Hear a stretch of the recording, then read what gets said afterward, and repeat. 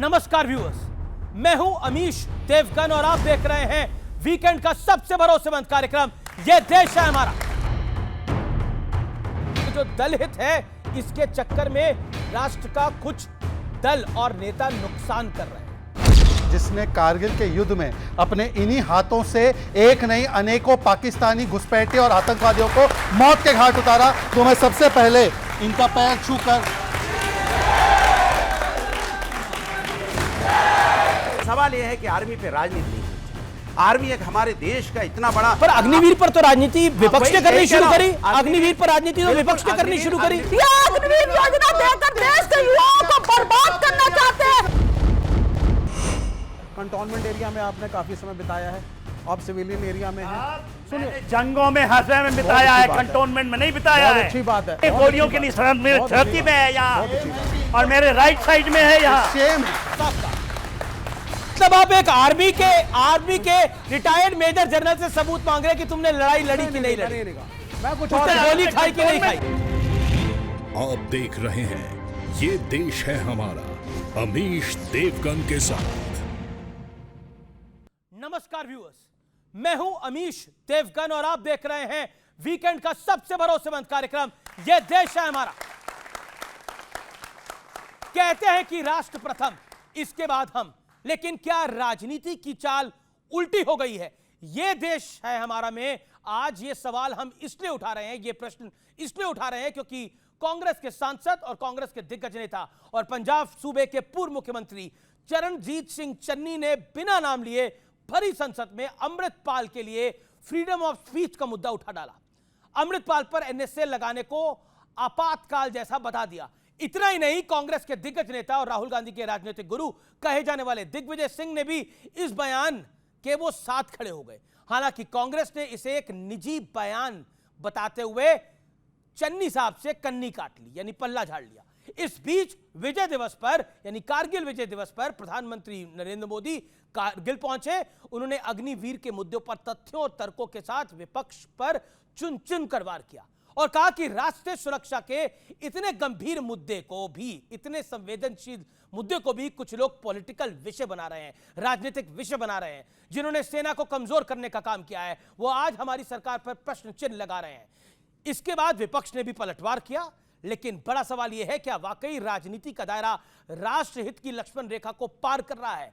आज इसी मुद्दे पर जनता जनार्दन के बीच, मेरे युवा मित्रों के बीच होगा वीकेंड का सबसे जोरदार कार्यक्रम ये देश है हमारा। अभिनंदन आपका ये देश है हमारा के आज के एडिशन में।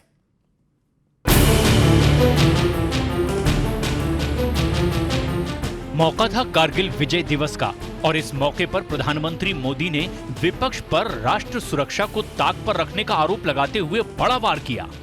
अग्निपथ का लक्ष्य सेनाओं को युवा बनाना है। राष्ट्रीय सुरक्षा से जुड़े इतने संवेदनशील विषय को कुछ लोगों ने राजनीति का विषय बना दिया है। उनका इतिहास साक्षी है कि उन्हें सैनिकों की कोई परवाह नहीं है। क्या कारगिल युद्ध में अग्निवीर थे?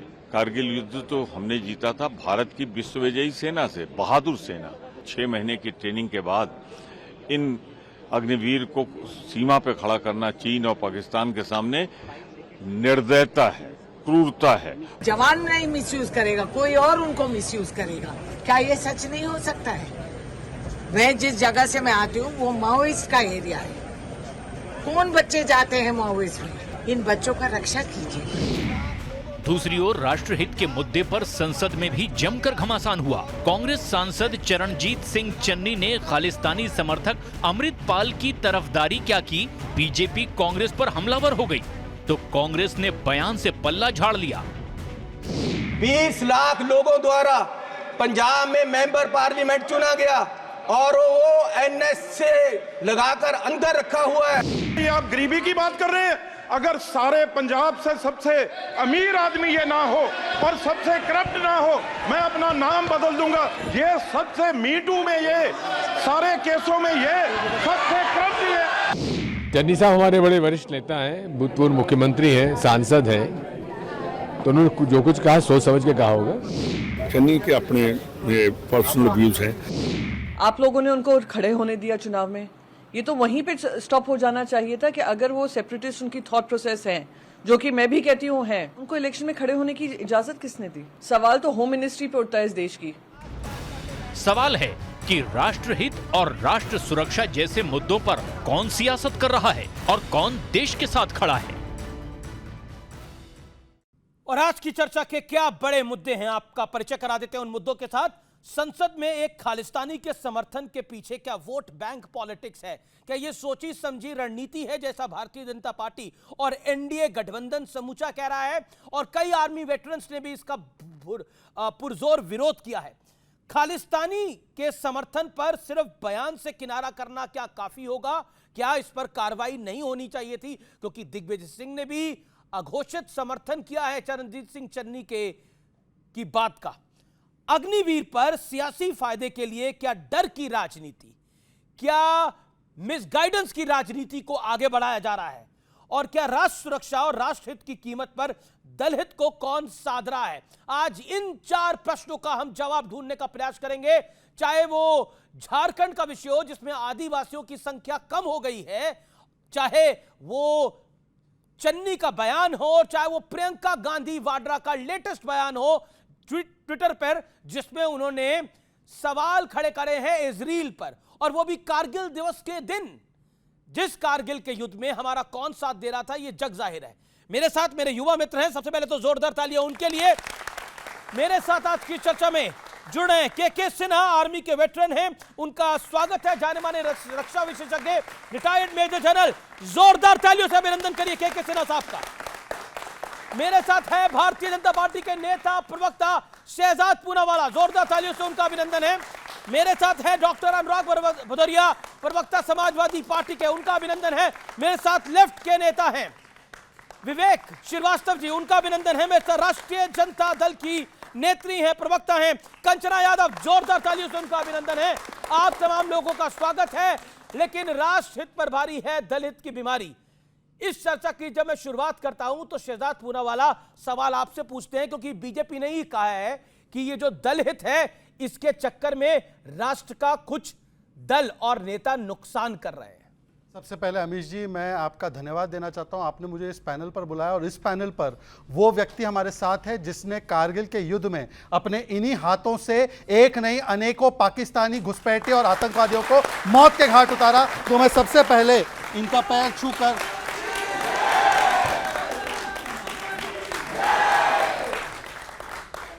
पर मुझे एक दर्द आपके सामने बयां करना है, बिना राजनीति करे। और आज मैं चाहूंगा कि आज हम लोग चीखा चिल्ली ना करें, कम से कम ऐसे व्यक्ति हमारे साथ जब हो हम अपनी अपनी बारी में बोले। मेरे तर्क गलत हो तो अपने समय में काटिए उसको।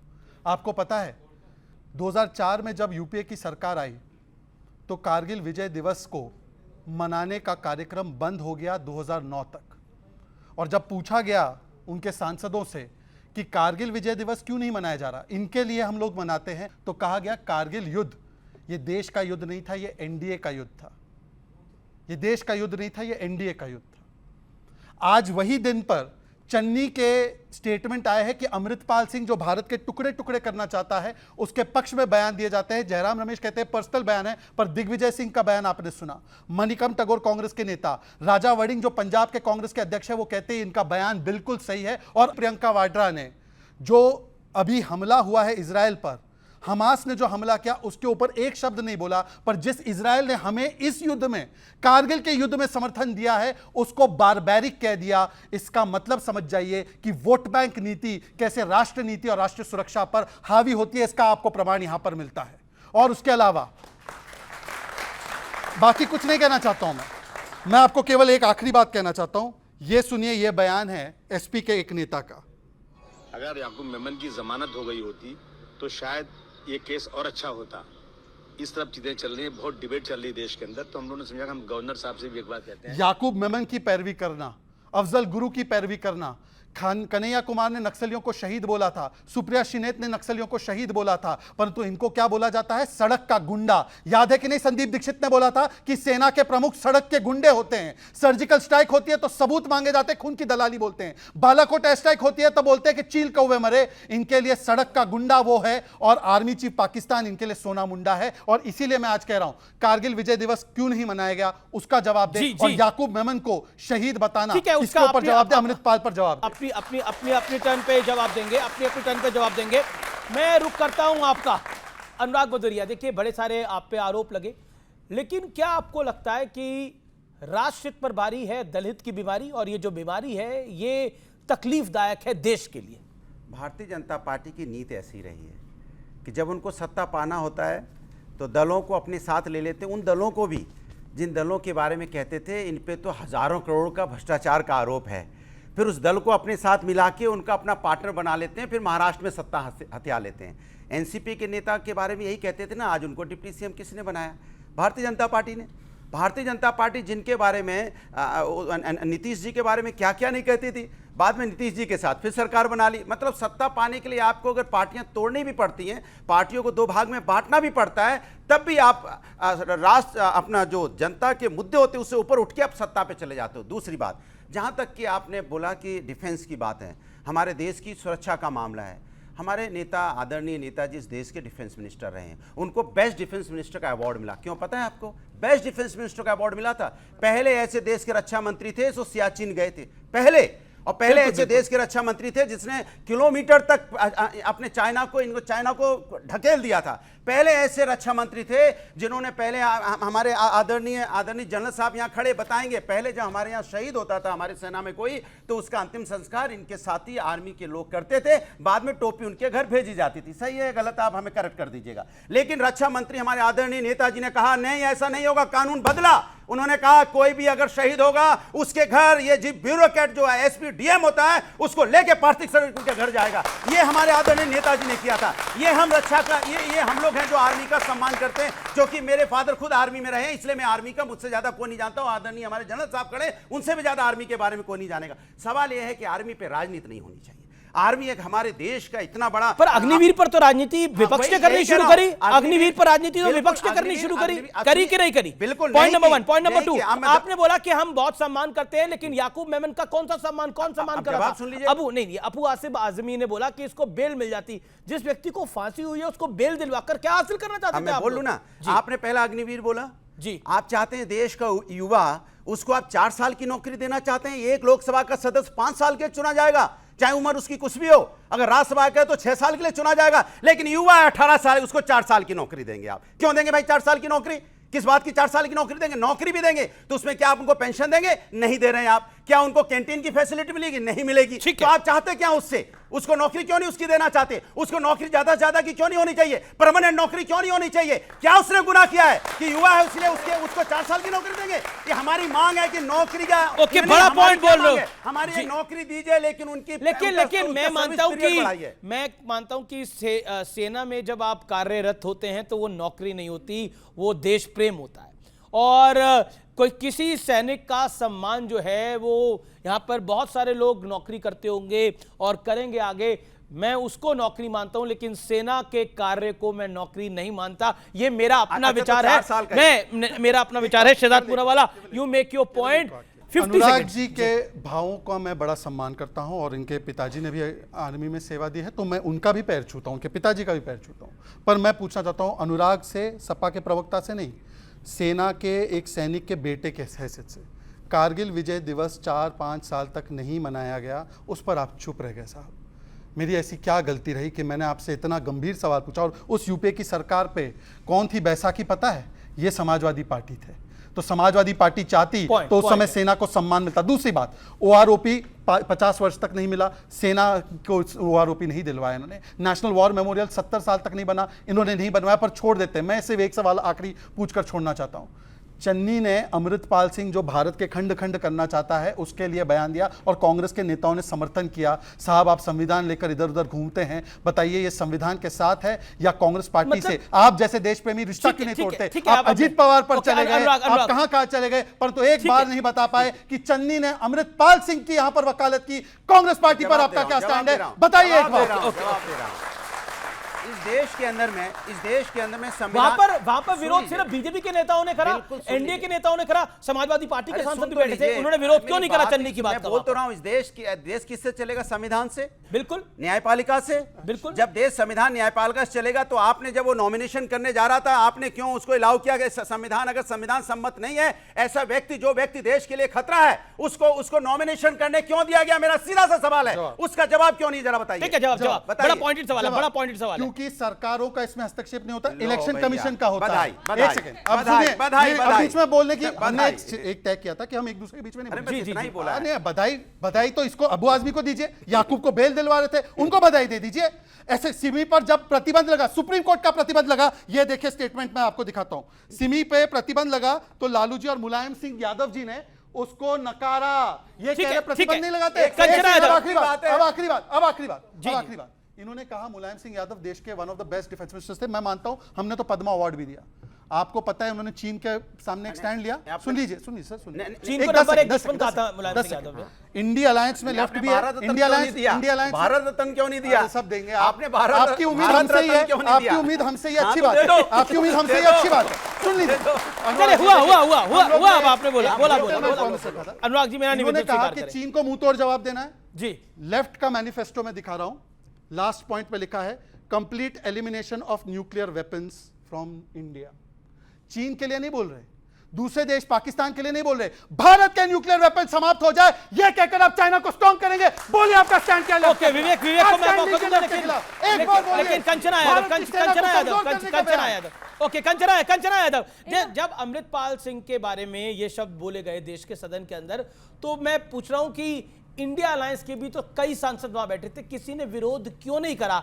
मतलब आप संविधान की बात करते हैं, आप कहते हैं फ्रीडम ऑफ स्पीच होनी चाहिए, अमृतपाल सिंह की फ्रीडम ऑफ स्पीच होनी चाहिए, जो भारत के लिए खतरा है, जिसमें एनएसए लगा हुआ है, उसके लिए फ्रीडम ऑफ स्पीच होनी चाहिए। और फिर सवाल खड़ा होता है कि जब आप संविधान और संविधान के दायरे की बात करते हैं तो आपकी बात पे कैसे विश्वास करे कोई? रुकिए, मैं अब भी बहुत इन्होंने चाइना पे चिल्लाया, इतना चिल्लाया, टिकटॉक बैन करेंगे ये, लेकिन अभी इकोनॉमिक सर्वे में उसके बाद इन्होंने कहा है कि चाइना का मैन्युफैक्चरिंग जो है इंडस्ट्री यहाँ पर इन्वेस्ट कर सकती है। बताइए, अभी तक टिकटॉक बैन कर रहे थे और जब देश का हालत एकदम खस्ता कर दिया तो चाइना से ये इन्वेस्टमेंट मांग रहे हैं, एफडीआई मांग रहे हैं, इनको इस बात का शर्म नहीं आती। खैर, लेकिन मैं इस बात पर आना चाह रही हूँ, जब हम अग्निवीर पर बात करते हैं, अग्निपथ पर बात करते हैं, तो 3 पार्टीज इन्वॉल्व होती। पार्टीज मतलब पॉलिटिकल पार्टी नहीं, पहला जो जिनको रिक्रूट करना है, दूसरा जो आर्मी है और तीसरा जो गवर्नमेंट है। इसमें ना आर्मी खुश है और जिसको ना रिक्रूट होना है, जो स्टूडेंट है ना वो खुश है। बस कौन खुश है? मोदी जी खुश है,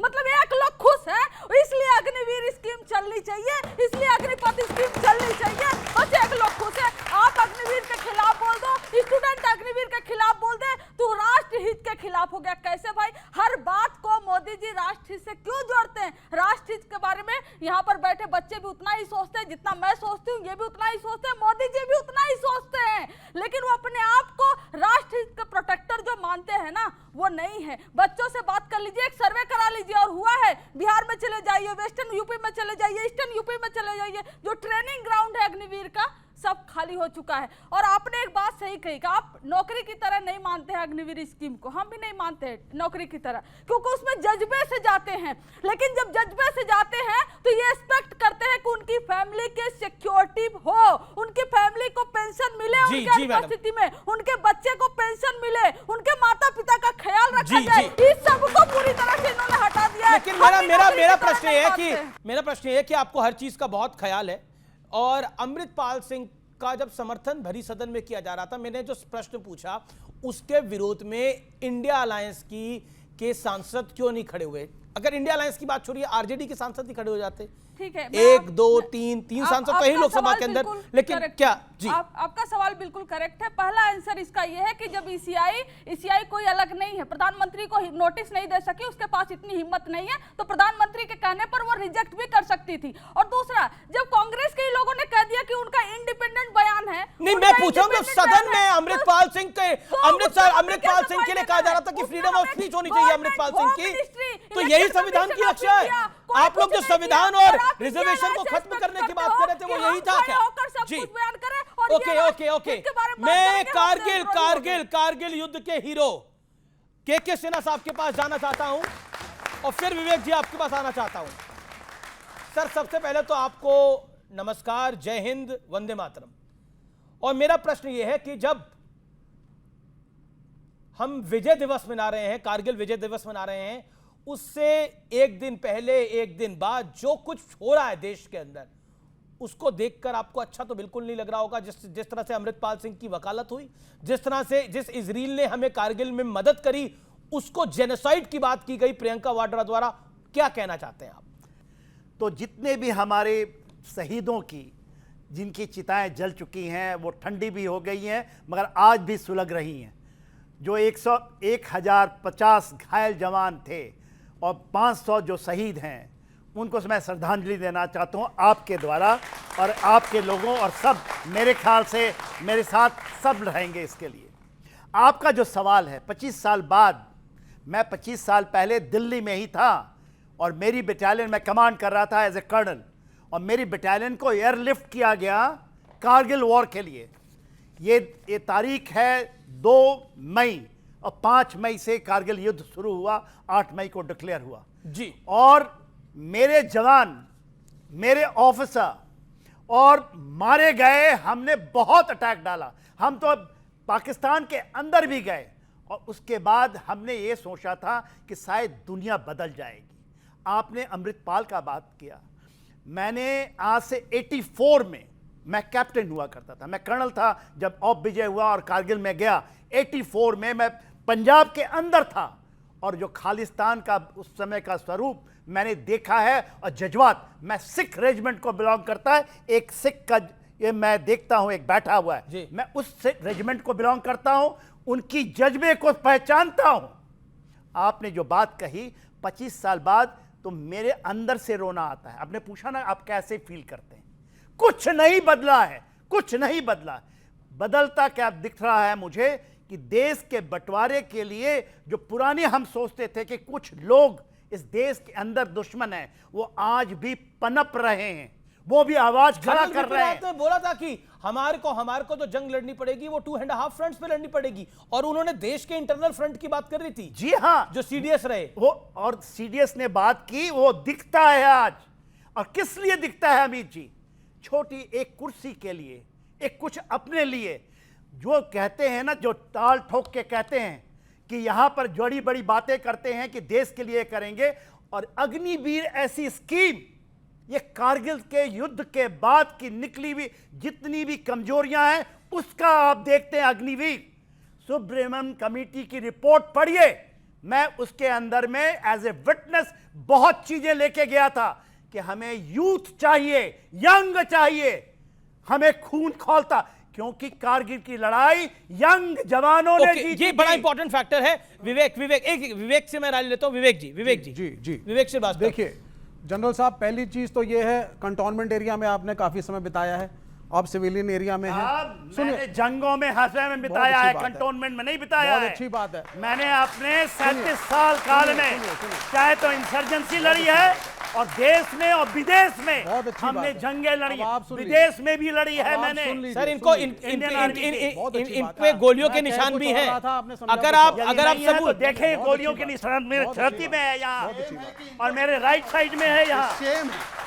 ये सर्जिकल स्ट्राइक का भी प्रूफ और इसका भी प्रूफ। पहली चीज जनरल साहब, मतलब आप एक आर्मी के रिटायर्ड मेजर जनरल से सबूत मांग रहे हैं कि तुमने लड़ाई लड़ी कि नहीं लड़ी, मैं कुछ उसने गोली खाई कि नहीं खाई। की कैसे बात कर ली साहब, कंटोनमेंट की कैसे बात कर ली? कंटोनमेंट में हम पर सर कंट्रोल डिसिप्लिन से सुनिए, करते हैं, आप डिसिप्लिन से सुनिए, तैयारी करते हैं। मैं कुछ और रहा था, आप डिबेट कहीं और ले आए। अरे एक सेकंड, फिर मैं अगर कहूंगा कि रूलिंग पार्टी को बैकिंग दे रहे हो, विवेक जी आप शर्मिंदा फील करेंगे, फिर आप शर्मिंदा फील मैं करेंगे। देश को बैकिंग दे रहा हूं, देश को। तो सुनिए फिर आप पहले देश के एक मिनट 140 करोड़ जनता पहली को। चीज, ये फौज हमेशा थी इस देश में, आर्मी शुड बी सल्यूटेड, लेकिन ये कहना कि कांग्रेस के रूल में आर्मी नहीं थी, तीसरे मोर्चे के समय में आर्मी नहीं थी, किसने कह दिया? और 2014 के बाद से आर्मी का जन्म हुआ है, इससे मैं सहमत नहीं हूं।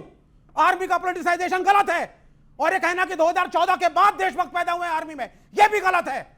अगर आपने सर्विस करी थी कांग्रेस के टाइम में, तीसरे मोर्चे के टाइम में, उस समय भी आर्मी के रूल को आपको सैल्यूट करना चाहिए। किसी ने नहीं बोला कि तब आर्मी नहीं थी, कि नरेंद्र मोदी जब आए ये किसने बोला? आप इतना गुस्सा हो रहे हैं और इतना तमतमा रहे हैं, पर मेरा प्रश्न ये है, ये किसने बोला कि कांग्रेस की सरकारों में आर्मी नहीं थी, लेफ्ट फ्रंट की सरकारों में आर्मी नहीं थी? आर्मी थी, है और रहेगी। इसलिए आर्मी को आपने नहीं बनाया साहब। ये प्रश्न, मैं मौका दूंगा आपको, मैं मौका दूंगा। ये प्रश्न इसलिए मैंने उठाया क्योंकि 2014 के बाद एक नैरेटिव बनाया है इस पार्टी ने, जिसके प्रवक्ता बैठे हैं, जिन्होंने डिबेट के शुरू में भी फिर शुरू कर दिया कि बीजेपी को छोड़ के साहब इस देश में किसी पार्टी ने कोई योगदान ही नहीं दिया, सब देशद्रोही हैं, सब चाइना के एजेंट हैं, सब दलाल हैं। ये नैरेटिव ये बनाने बैठे हैं, हम देशद्रोही हैं, हम सब देशद्रोही हैं इनके हिसाब से। एक नरेंद्र मोदी देशभक्त, एक शहजाद पूनावाला, इनको शर्म नहीं आती है। देश में पार्लियामेंट है, इलेक्ट होकर के आती है, और आप जो इलेक्शन कमीशन के थ्रू रजिस्टर्ड पार्टीज हैं, आप उनको कहते हैं कि साहब आप सब अच्छा, अमृतपाल पर आपका क्या स्टैंड है? मेरा तो ये स्टैंड है सर, जो पांव छूते हैं ना, उनसे थोड़ा सा जेब को बचाइएगा, वो पांव छूते छूते कहीं जेब का बटुआ ना निकाल ले।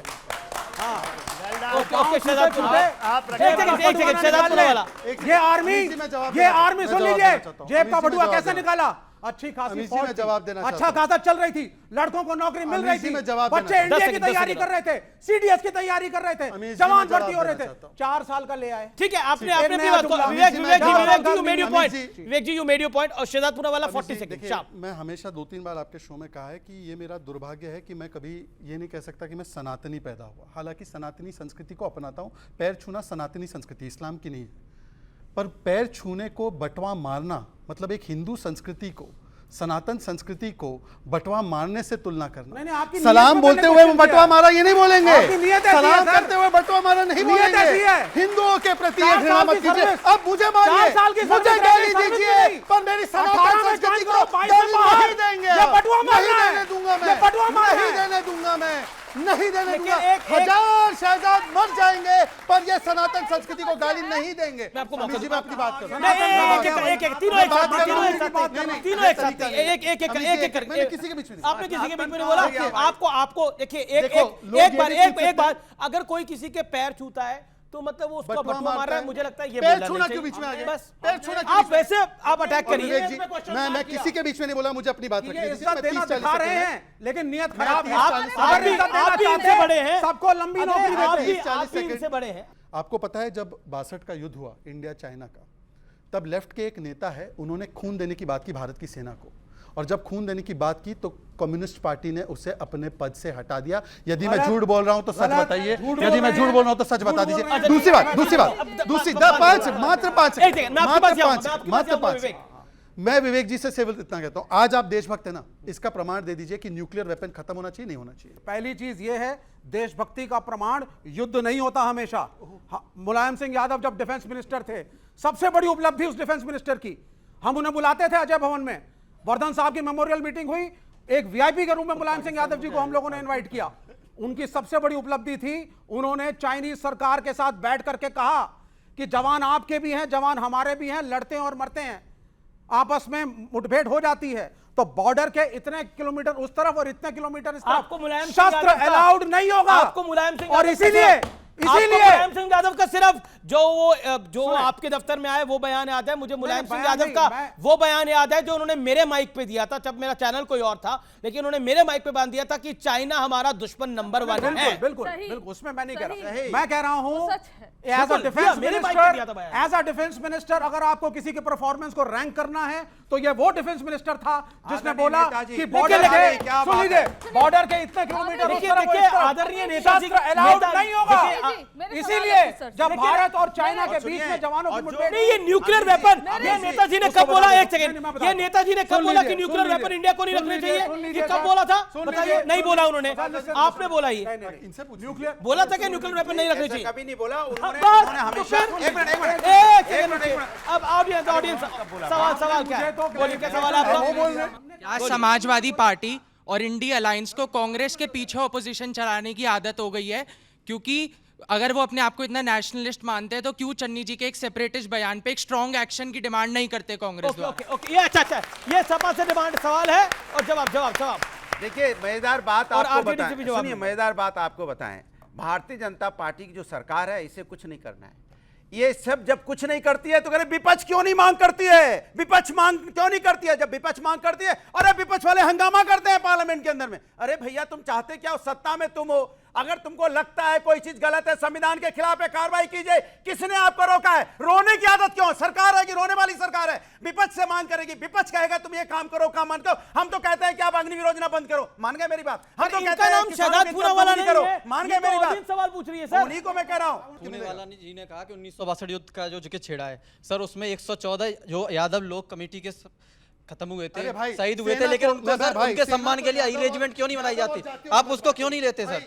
सेना को यादव और जातियों में मत बांटो। मैं आपके पैर छू लेता हूं, यादव जातियों में बांटेंगे, सेना को जातियों में बांट देंगे। आप सेना को जातियों में मत बांटिए, सेना को धर्म में मत बांटिए, सेना को जातियों में मत बांटिए। सेना को धर्म और जाति में, ये बीमारी है क्या? ये बीमारी है क्या? एक सेकंड अहिर रेजिमेंट बनाने की मांग हो रही है और ये मांग आज की नहीं है। अगर आपको अहिर रेजिमेंट से दिक्कत है तो आप बोलिए, आपको अहिर रेजिमेंट से दिक्कत है। आप यादव से क्यों बोला? आपको अहिर रेजिमेंट से दिक्कत है, आपको उनके शहादत से दिक्कत है, आपको उनकी कुर्बानी से दिक्कत है, आपको उनके देश प्रेम से दिक्कत है, आपको उनके राष्ट्र प्रेम से दिक्कत है, इसलिए आपने बोला ऐसा। आपको अहिरों से दिक्कत है, मुझे दिक्कत है ना। अभी जी जवाब नहीं, जैसे वो कह रहे जैसे सिख रेजिमेंट है, जैसे गोरखा रेजिमेंट है, जैसे कमाऊ रेजिमेंट है, वैसे यादव रेजिमेंट होनी चाहिए, ये प्रश्न है। देखिए, ऐसा है कि भारत की सेना में एक ही रेजिमेंट है और वो है भारत की रेजिमेंट। सब लोग भारत माता की जय बोलकर निकलते हैं और कुछ नहीं बोलकर निकलते हैं। भारत माता की जय। और मेरी बात सुन लीजिए। जो शहीद, प्लीज कंचना जी, मैंने आपके बीच में नहीं बोला। यहाँ पे भी जातिगत जनगणना करा देंगे, आर्मी में भी जनगणना हो जाएगी। सुन लीजिए, मैं एक रिक्वेस्ट करता हूँ। जो सवाल उस लड़के ने, ग्रीन शर्ट ने पूछा, वो इसलिए प्रासंगिक है अनुराग भाई, इसलिए क्योंकि ये है राहुल गांधी का बयान। पार्टी का नेता, चाहे कुछ भी हो जाए, आपको आतंकवादी के घर में नहीं मिल सकता है। ये राहुल गांधी ने कहा था पंजाब में कि कांग्रेस पार्टी का नेता आतंकवादी के घर में नहीं मिल सकता। आम आदमी पार्टी पर हमला करते हुए आज आम आदमी पार्टी भी इनके साथ, और चन्नी जी अमृतपाल की वकालत कर रहे हैं। एक को जवाब नहीं है, एक को जवाब नहीं है। इस देश का देखो, भारतीय जनता पार्टी सरकार में उसका दुर्भाग्य देखिए। 1962 की बात होगी, हम कहते हैं कि बेटा रोजगार दे दो, उसका वीडियो नहीं सुनाएंगे। हम कहेंगे महिला पर अत्याचार होगा, उसका वीडियो नहीं सुनाएंगे। हम कहेंगे टमाटर या महंगाई बढ़ गई, उसका वीडियो नहीं सुनाएंगे। हम कहते हैं छात्रों का पर्चा लीक हो रहा, उसका वीडियो नहीं सुनाएंगे। अरे हम तो अच्छी अच्छी बातें करते, सुनाओ ना वीडियो, सुनाओ वीडियो आप। कि हम यहाँ नहीं, हम मांग कर रहे हैं कि देश में महंगाई ज्यादा है, हम मांग कर रहे हैं कि देश के अंदर बेरोजगारी ज्यादा है, हम मांग कर रहे हैं कि देश के ऑडियंस के सवाल, जो कुछ लोग सवाल पूछते हैं तो अपना हाथ खड़ा करें, जिन्होंने सवाल नहीं पूछा। सवाल क्या है? एक सवाल यहाँ पे बहुत अनटच रह गया कि 2004 से 2009 के बीच में जब यूपीए की सरकार थी तो सही वो जो हमारे जो सिपाही शहीद हुए थे उनकी श्रद्धांजलि क्यों नहीं बनाई गई कारगिल दिवस पे? ये एक सवाल रह गया, इस पे विवेक क्या जवाब है? और जो यूपीए की सरकार आई पहली, वो आपके समर्थन के साथ आई, आपकी 60 सीटें थी। सबसे क्यों नहीं? क्या कारगिल विजय दिवस एनडीए का था, बीजेपी का था, अटल बिहारी वाजपेयी का था, लाल कृष्ण आडवाणी का था, जॉर्ज फर्नांडिस का था? सिर्फ ऐसा कुछ नहीं है। सबसे पहले ये जो चन्नी जी के ऊपर ये इलेक्शन कमीशन ये जो बोल रहे हैं उस कमेंट में मैं उसका जरा क्लैरिफिकेशन दे दूं। इंडिया अलायंस का और कांग्रेस का कोई भी घटक दल, कोई भी party anti national, separatist, Khalistani नहीं है, ना समर्थन करती है। पहली चीज, जयराम रमेश का क्लैरिफिकेशन है, चन्नी जी का व्यक्तिगत बयान था। फिर भी आप मुझे एक बात बताइए, इलेक्शन कमीशन ने, इन्होंने कहा साहब सरकार के ऊपर, सरकार की कोई गलती नहीं है, इलेक्शन कमीशन ने उसको टिकट दिया, अप्रूव किया और लड़ने दिया। इलेक्शन कमीशन को देना पड़ा, क्योंकि एनआईए ने 1 साल जेल में रखने के बाद भी चार्जशीट नहीं दायर करी है, जानबूझ के, जिससे बीजेपी अमृतपाल को आने वाली पंजाब की पॉलिटिक्स में मैनिपुलेट कर सके। ये क्या आरोप लगा रहे हैं आप? ये आप बड़ा आरोप लगा रहे हैं। आपको बीजेपी के पास जाना पड़ेगा और मैं के सिन्हा भी इंतजार कर रहे हैं। जी जी एक वाक्य का एक जवाब। एक second Where is the charge sheet? Sir मैं इसका अमीश जी देखिए शो का रूल टूट रहा है। अमीश जी देखिए अगर ऐसा करना है, अमीश जी मैंने आपसे रिक्वेस्ट किया था। इन्होंने कहा कि चार्जशीट क्यों नहीं फाइल हुई है, इसलिए नहीं हुई है क्योंकि पंजाब पुलिस का ये मामला है। ये पंजाब पुलिस का मामला है, आम आदमी पार्टी की सरकार है। अब बताइए ये गलत है, ये गलत है। अब दूसरी बात, विवेक आपने इतना गंभीर आरोप लगाया, जवाब तो सुनेंगे आप अपने टाइम पे। जवाब सुनना चाहिए कि नहीं सुनना चाहिए? जिनको लगता है कि एक एक करके बोले वो हाथ खड़ा करे। सर दूसरी बात, सब एक एक करके बोले, ऑडियंस भी यही जाती है और टीवी की ऑडियंस भी यही जाती है और डिजिटल ऑडियंस भी यही जाती है। मैं विवेक जी से, अनुराग जी से और कंचना जी से फिर से रिक्वेस्ट कर रहा हूं, आप अपनी बातों में अपने शानदार तर्क रखिए, मेरी बात में मत हस्तक्षेप कीजिए, मैं भी नहीं करूंगा। देखिए उधर एक है इधर 3 है, फिर भी आप उनको 40 ये क्या, देखिए मेरा एक सवाल आप तो मेरे व्यक्तिगत मित्र भी हैं, आप ऐसे करेंगे? आप तो मेरी अच्छी दोस्त है। चलिए देखिए राजनीति में दोस्ती नहीं हो सकती, राजनीति में दोस्ती नहीं हो सकती, राजनीति में अच्छे रिश्ते नहीं हो सकते क्या? मैं अपनी बात रख रहा हूं और मैं देखिए मैं कभी भी कर्टेसी को नहीं तोड़ता हूं, इनको तोड़ने तोड़े, पर मैं अपनी बात ईमानदारी से रखूंगा, संस्कारी भी हूं, पैर भी छूंगा और कर्टेसी से भी रखूंगा। मैं सिर्फ इतना कह रहा हूं कि ये लोग कह रहे हैं ना कि आतंकवाद का जवाब कैसे देना चाहिए। एक जवाब मनमोहन सिंह ने भी दिया था, मुंह बंद रख के 26/11 जब हुआ तो राहुल गांधी तो पार्टी कर रहे थे उस समय पर, और उस समय पर 26/11 के बाद पाकिस्तान को मोस्ट फेवर्ड नेशन दिया। आज मोदी जी है, उरी होता है, बालाकोट करते हैं, सर्जिकल स्ट्राइक करते हैं और एमटीजे मुंह तोड़ जवाब स्टेटस देते हैं। हम लोग सेना को कहते हैं कि खुली छूट है। मैं सिर्फ एक सवाल पूछता हूं कि क्या चाइना के, एक सेकेंड, चाइना के साथ गलवान में जवाब दिया गया, फिर भी कंचना जी ने क्या बोला? टिकटॉक बैन किया। इतना बड़ा अपमान हमारे सैनिकों का जिन्होंने गलवान में हड्डी तोड़ पराक्रम दिखाया, पर वो कहते हैं कि टिकटॉक के अलावा कुछ नहीं किया। और कंचना जी मैं आपसे सवाल पूछना चाहता हूं, एक सेकेंड, आखिरी सवाल है मेरा। कंचना जी आपने तो बड़ी बातें की ना चाइना के विषय में, एक पार्टी का चाइना के साथ एमओयू है और इसने चाइना का चंदा भी लिया है, चाइना का धंधा भी किया है और चाइना का झंडा उठाता है। बोलिए क्या स्टैंड है आपका? ओके, कंचना यादव, मैं फिर आपको मौका दूंगा, देन के सिन्हा, देन अनुराग जी। प्रधानमंत्री नरेंद्र मोदी जी हैं जो शहीदों के नाम पर वोट मांगते हैं। ये प्रधानमंत्री नरेंद्र मोदी जी हैं जो चाइना हमारे देश में घुसकर अरुणाचल में गांव बसाता है, सड़कें बनाता है और कहते हैं कोई नहीं घुसा है। ये प्रधानमंत्री नरेंद्र मोदी जी हैं। सर मेरा आपसे एक सवाल है, मतलब ओपिनियन भी है कि आप सबसे ज्यादा कौशल की जरूरत मुझे लगता है आर्मी में ही होती है, क्योंकि आपको देखकर, आपके काम को सुनकर मैं आपसे पूछ रही हूँ। 6 महीने की ट्रेनिंग, सिर्फ 6 महीने की ट्रेनिंग आपको लगता है कि उस कौशल को दे देती है? आज 4 साल की नौकरी में है, आपसे मैं पूछ रही हूँ कितने लोग उसमें मारे जाएंगे, कितने लोग उसमें शहीद होंगे? आपसे मैं पूछना चाहती हूँ। मेजर जनरल रिटायर्ड के सिन्हा, प्रश्न ये है, एक तो बार बार ये चाइना की बात आती है कि चाइना ने हमारी इतने गांव कब्जा कर रखे हैं, अपने फलाने एरिया तक चाइना आ गया है, और अब जो कंचना जी का सवाल है, एक अच्छा सवाल है, इसका जवाब। बहुत जवानों के साथ जाकर मैं यूनिट से वापस आया हूं, सीओ सारे हम खुश हैं अग्निवीर से, क्योंकि अग्निवीर हमें यूथ देगा, अग्निवीर ऑपरेशनल रिक्वायरमेंट को पूरा करेगा। 6 महीने में ट्रेनिंग पूरी हो जाती है 100%। 9 महीने की ट्रेनिंग के बाद हम ऑफिसर बनाते हैं, उसमें 2 महीने की छुट्टी होती है जी। तो ये 6 महीने का जो हमारे के जवानों की जो रेजिमेंटल ट्रेनिंग है वो भी 9 महीने की है, उसमें 2 महीने वो छुट्टी जाता है, तो तकरीबन 7 महीने, ये 6 महीने में एक दिन छुट्टी नहीं है। देखिए ये सब चीजें, देखिए सेना को छोड़ दीजिए ना, यदि इसकी जरूरत होती। आपने उनसे सवाल पूछा, जवाब दे रहे हैं। देखिए ये हमारे अधिकारियों को छोड़ दें, आप उनको जितना शार्प ट्रेनिंग करेंगे उतना ही अच्छा होगा। हम एनडीए में 3 साल ट्रेनिंग करते हैं, 3 साल, क्योंकि हम पढ़ते हैं, हमें ग्रेजुएट बनाया जाता, फिर आईएमए में 1.5 साल। तो ये कहिए कि सबसे अच्छा मॉडल ऑफिसर की मैं जूनियर कमीशन ऑफिसर की बात कर रही हूं, जिनको सिर्फ 6 महीने की ट्रेनिंग मिलती है। श्रीलंकन आर्मी को एलटीटी के हमने 2 महीने में तैयार किया, 2 महीने में। मैं फॉरेन के 7 आर्मी में ट्रेनिंग करता हूं, कहीं भी ट्रेनिंग 5 से 6 महीने से ज्यादा नहीं है और जरूरत नहीं है साहब। और ये जो सवाल है कि चाइना ने हमारा कब्जा कर रखा है, हमारे घर में घुसा पड़ा है, 1 इंच जमीन यदि चाइना छू लेगे ना तो मैं यहां जिंदा नहीं रहूंगा, मैं वहां खड़ा मिलूंगा। 1 इंच जमीन नहीं गई है अमेश जी, मैं आपको ताल ठोक के बताता हूं। हम डोमिनेटिंग हाइट में हैं, चाइना कहीं भी हमारे पास नहीं जी है। जी जी आपने अपनी बात को डोमिनेटिंग हाइट में हाँ सर, आप मेरे साथ रहिए 5 सेकंड। सर अच्छी बात है, इन्होंने कहा कि हमने अच्छी बात है कारगिल आप लड़े, आप गलवान में लड़े। सर मेरा एक सीधा सवाल है, जी हाँ बोलिए। देश के अंदर सर जो मेडल जीतने वाली महिलाएं हैं, जब उनको घसीटा गया तब ये कहाँ थे? तब ये कहाँ थे? ठीक है। मणिपुर में बेटियों के साथ अन्याय हुआ तब कहाँ थे? माने हमारे यहाँ पे ये दलित कौन कर रहा है? हो जाता है। अनुराग चुप्पी क्यों साधते हैं? सवाल ये है। एक सेकंड अनुराग, ये दलित कौन कर रहा है? दलित कौन कर रहा है? भारतीय जनता पार्टी के अलावा कौन कर सकता है? वो देखिए, सुनिए सुनिए भारतीय जनता पार्टी के अलावा कौन कर सकता है? अभी भी देखिए इनका उत्तर प्रदेश की हालत देख लीजिए। एक डिप्टी सीएम वहां से रोज जहाज पकड़ के दिल्ली आते हैं, वो सोचते हैं कैसे मेरे यहाँ नाम के आगे डिप्टी हट जाए, और एक सीएम साहब वहां गाड़ी लेके दौड़ रहे हैं, वो सोचते हैं कैसे हम बने रहें। फिर जनता बेचारी देख रही, बारिश हुई, हम कहां जाएं?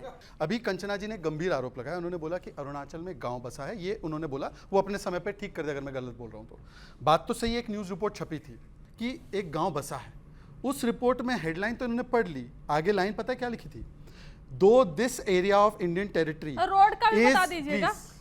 बीच में नहीं बोले, किसी के भी नहीं बीच में बोले, नाराज मत होइए, बता दीजिए।